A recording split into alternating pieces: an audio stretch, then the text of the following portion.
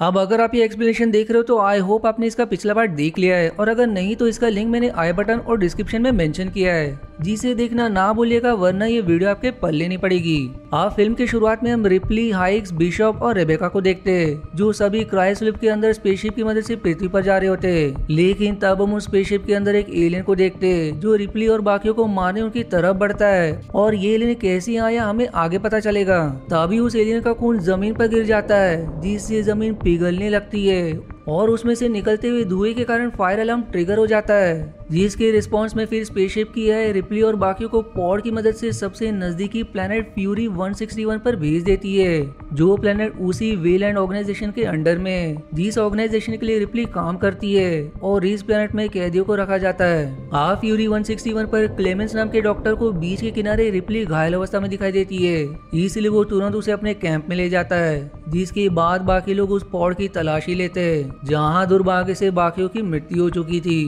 सिर्फ रिप्ली ही बची थी। आप क्लेमेंस रिप्ली की देखभाल करता है, जिससे उसे होश आ जाता है। वो अब उससे पूछती है कि मेरे साथी कहाँ हैं, जिस पर वो जवाब देता है कि तुम्हारे सभी साथी मर चुके, सिर्फ तुम ही बची हो। जो सुनकर वो दुखी हो जाती है और तुरंत उसके साथ पॉड को देखने जाती है, जहाँ उसे एलियन के खून से पिघले हुए जगह दिखाई देती है, जिसे देखकर वो एकदम परेशान हो जाती है कि कहीं एलियन नहीं तो उन्हें नहीं मार दिया, और अगर ऐसा है तो उस एलियन ने उनके अंदर बड़े एलियन के अंडे डाल दिए होंगे। इसलिए वो क्लेमेंस से कहकर उनके शव को देखने जाती है, जहाँ वो सिर्फ रेबेका का शव चेक करती है, क्योंकि सिर्फ उसका ही शरीर ठीक हालत में था और हिग्स के शरीर के टुकड़े टुकड़े हो गए थे, जिनके अंदर वो एलियन नहीं जा सकता। तब क्लेमेंस रिप्ली के कहने पर रेबेका की ऑटोप्सी करता है, लेकिन उसके शरीर के अंदर उन्हें कुछ नहीं मिलता, जो देखकर उसे सवाल करता है कि आखिर तुमने किस कारण के लिए ऑटोप्सी करवाई, जिस पर वो उसे सारी बात बताने ही वाली होती कि वहाँ जेल का सुपरिटेंडेंट आ जाता है, जो रिप्ली से कहता है कि हमने वेलैंड ऑर्गेनाइजेशन से संपर्क किया है, वो रेस्क्यू टीम को भेजकर तुम्हें वहाँ ले जाएंगे, लेकिन तब तक तुम्हें यहाँ के कैदियों से सावधान रहना होगा, क्योंकि आज तक यहाँ एक भी महिला नहीं आई थी। जिस पर रिप्ली मान जाती है। आप जेल में रिप्ली के मृत साथियों का फ्यूनरल किया जाता है, जहाँ उन्हें गर्म पिघलते हुए लोहे के अंदर डाल दिया जाता है, क्योंकि उनके पास इसके अलावा अंतिम संस्कार करने की दूसरी चीज नहीं है।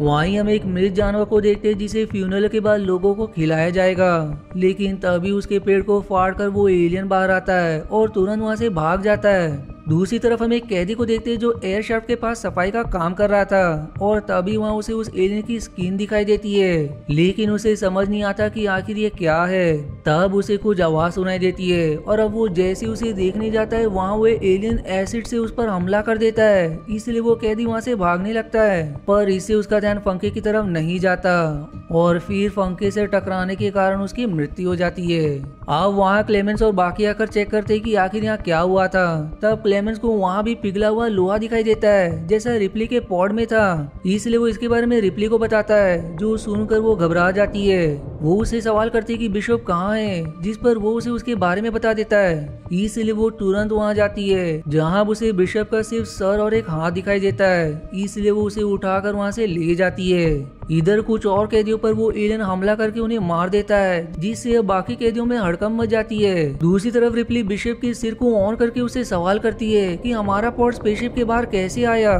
जिस पर वो जवाब देता है कि उसके अंदर एक एलियन था, जो हम पर हमला करने वाला था, इसलिए पॉड ने हमें यहाँ भेज दिया। साथ ही ऑर्गेनाइजेशन को भी इसके बारे में पता था, इसलिए वो जानबूझकर स्पेसशिप को पृथ्वी तक ले जाना चाहते थे, ताकि उस एलियन पर टेस्ट कर सके, जो जानकर वो हैरान हो जाती है। इधर बाकी कैदी एक कैदी को पकड़ लेते हैं, जो काफी अजीब हरकत कर रहा था। वो सभी से कहता है कि एक एलियन ने हमारे साथियों पर हमला करके उन्हें मार दिया है, जो जानकर रिप्ली घबरा जाती है, क्योंकि एलियन अब वहां आ चुका है। वो अब सुपरिटेंडेंट को इसके बारे में बताते हुए कहती है कि हमें उस एलियन से लड़ने के लिए तैयार रहना होगा, जितना भी हथियार है उन्हें निकाल लो। पर इस पर सुपरिटेंडेंट कहता है कि ये जेल है, युद्ध का मैदान नहीं, जो यहाँ हथियार होंगे, और मुझे लगता है कि तुम्हारा दिमाग खराब हो चुका है, इसलिए तुम एलियन जैसी बेकार बातें कर रही हो, हम तुम्हारी कोई भी बात नहीं सुनेंगे। जो इतना कहकर बेवकूफ वहाँ से चला जाता है। अब रिप्ली और क्लेमेंस आपस में उस एलियन के बारे में बात कर रहे होते हैं कि आखिर उसे कैसे मारा जा सकता है, लेकिन तभी वहाँ वो एलियन आकर क्लेमेंस को ही मार देता है, जिसके बाद वो रिप्ली को भी मारने उसकी तरफ बढ़ता है। लेकिन हैरानी की बात तो ये थी कि वो उसे कुछ किए बगैर ही वहाँ से चला जाता है, जो देख कर रिप्ली हैरान हो जाती है। अब रिप्ली सुपरिटेंडेंट और बाकियों के पास आकर फिर से उसे समझाने की कोशिश करती है कि एलियन यहाँ आ चुका है, लेकिन तब भी कोई उसकी बात पर विश्वास नहीं करता।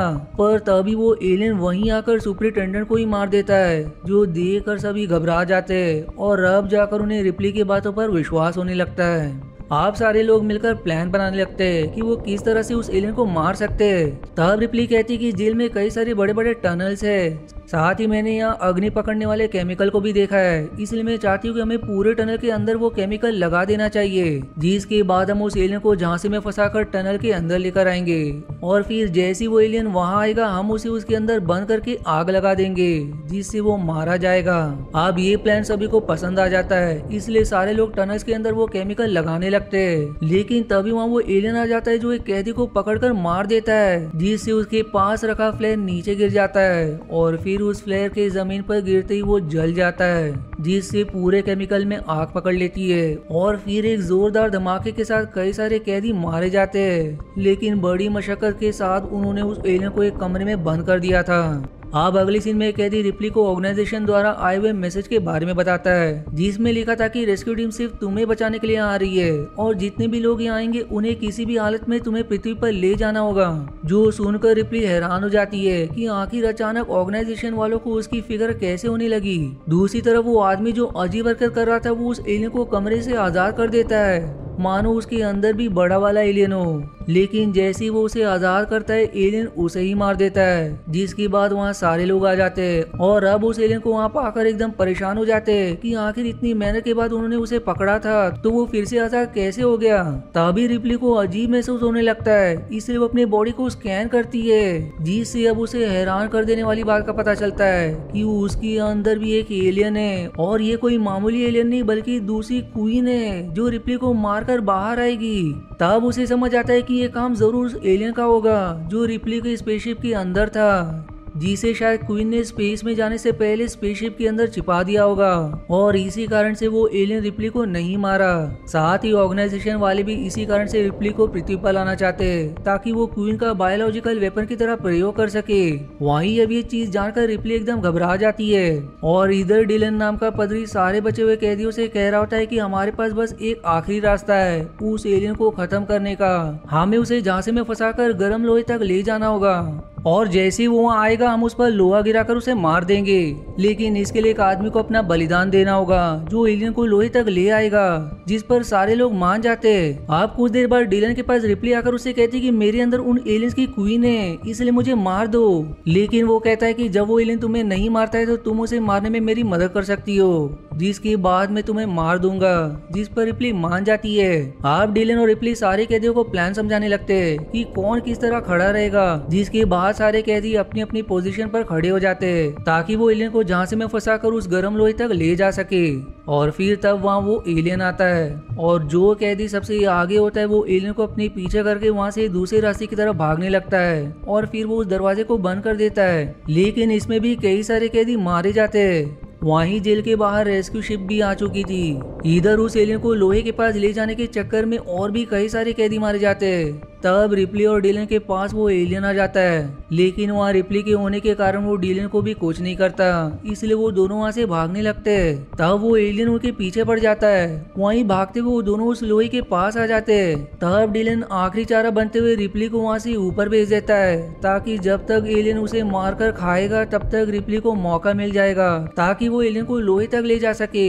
इसलिए अब रिप्ली वहाँ से ऊपर आने के बाद मॉर्स नाम के कैदी को लोहे गिराने का इशारा करती है, इसलिए वो लोहा नीचे गिराने लगता है। वहीं वो एलियन डिलन पर हमला करके उसे खा रहा था और तभी उस पर वो गर्म लोहा गिर भी जाता है, जिससे वो बुरी तरह से तड़पने लगता है, जो देख कर रिप्ली और मॉर्स खुश हो जाते हैं क्योंकि एलियन अब मारा गया। लेकिन तभी वो एलियन इस लोहे के अंदर से बाहर आ जाता है, यानी कि इतनी गर्म लोहे का भी उस पर कोई असर नहीं हुआ।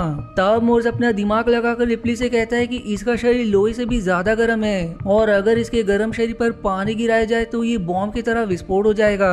इसलिए अब रिप्ली रिप्ली काफी कोशिश करके एलियन पर पानी गिरा देती है, जिससे उसका शरीर बॉम्ब की तरह विस्फोट हो जाता है, जो देखकर वो और मॉर्स खुश हो जाते हैं। आप जेल में रेस्क्यू टीम आती है जो रिप्ली को अपने साथ चलने को कहती है, जिनमें बिशप जैसा एक और रोबोट शामिल होता है, लेकिन वो बिशप का अपग्रेड वर्जन था। इसलिए रिप्ली उससे कहती कि मैं जानती हूँ कि तुम यहाँ मुझे बचाने नहीं बल्कि क्वीन को प्राप्त करने आए हो। जिस पर बिशप कहता है कि तुम गलत समझ रही हो, हम तुम्हें बचाने के लिए आए हैं। हमने डॉक्टर्स को भी यहाँ साथ लाया है ताकि वो तुम्हारे अंदर से क्वीन को निकाल सके, जिससे तुम बिल्कुल ठीक हो जाओगी और एक साधारण इंसान की तरह अपना जीवन गुजार सकोगी। लेकिन रिप्ली को ऑर्गेनाइजेशन की धोखेबाजी पर अब जरा भी भरोसा नहीं था, इसलिए वो अपना बलिदान देते हुए उसी गर्म लोहे के अंदर गिर जाती है ताकि उसके साथ क्वीन भी मारी जाए, जिससे फिर कभी एलियन जन्म नहीं ले पाएंगे। और फिर इसी मिक्स फीलिंग के साथ ये मूवी यहीं समाप्त हो जाती है।